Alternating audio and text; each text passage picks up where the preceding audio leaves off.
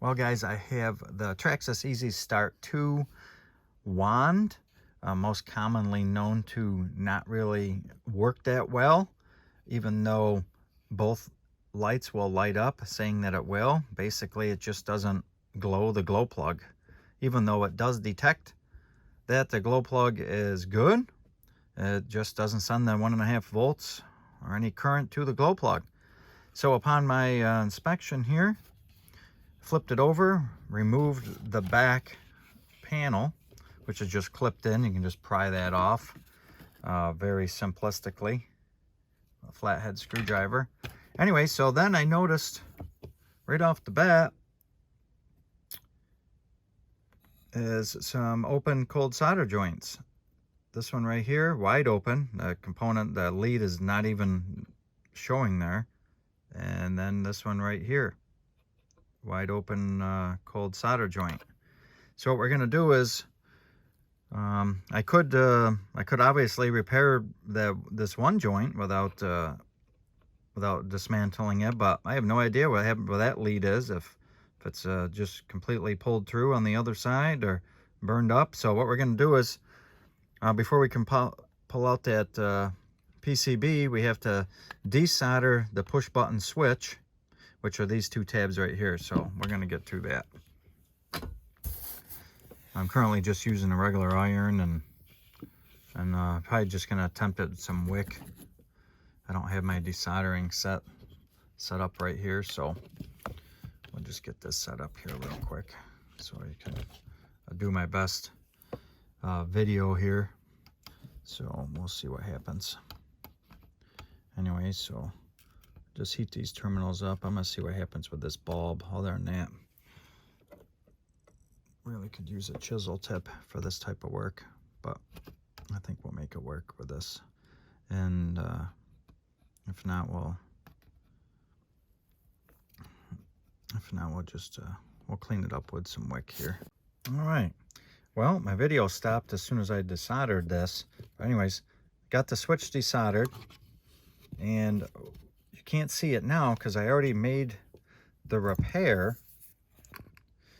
But what you couldn't see is when I flip this over, this large wire round resistor was actually pulled away and just dangling by the other lead on the opposite end down here. So that open hole we saw was actual lead, this lead right here. And the other cold solder joint appears as there's another LED on this right here. This was the other cold solder joint, the one leg to this LED. Now, I don't know when that LED lights. It's not visible when when this thing's put back together. I don't think that LED had anything to do with not lighting the igniter. Obviously, this large resistor, that 10 watt 1K resistor, is not throwing any current to that glow plug. So anyways, I ended up putting this back, pushing that back down, resoldered it. Obviously, I made the pad, just scraped some of that shellac away from that other lead, because there wasn't much of that lead left.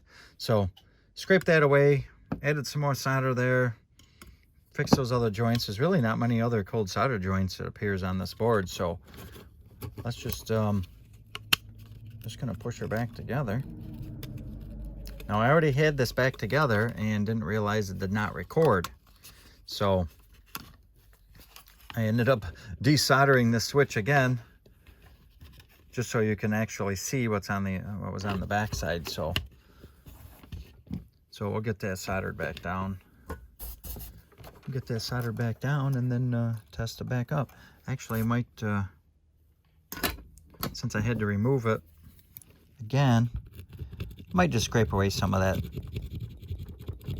this shellac here and make that pad a little bit bigger.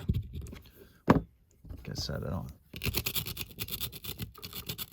just using, I know it's shaking, so just gonna see what I can do. I'm just doing a bang up job here.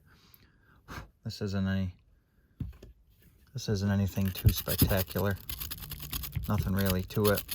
The other components on the other side of that board look like an LM58, that op amp.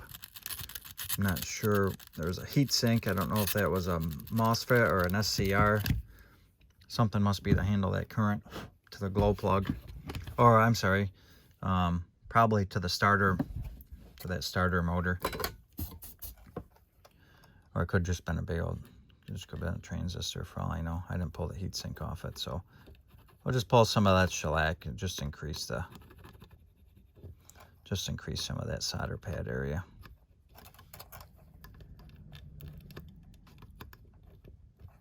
Nothing too major here, guys. Put some heat to that. Like I said, not a big deal. So anyways, for the most part, as far as I'm concerned, that's repaired. I'll snap the back on it. And we'll fire it up. I'll connect it to the truck, or not even. Yeah, I just connected. So there it is there. Just snaps back on. And all right, let's see what happens.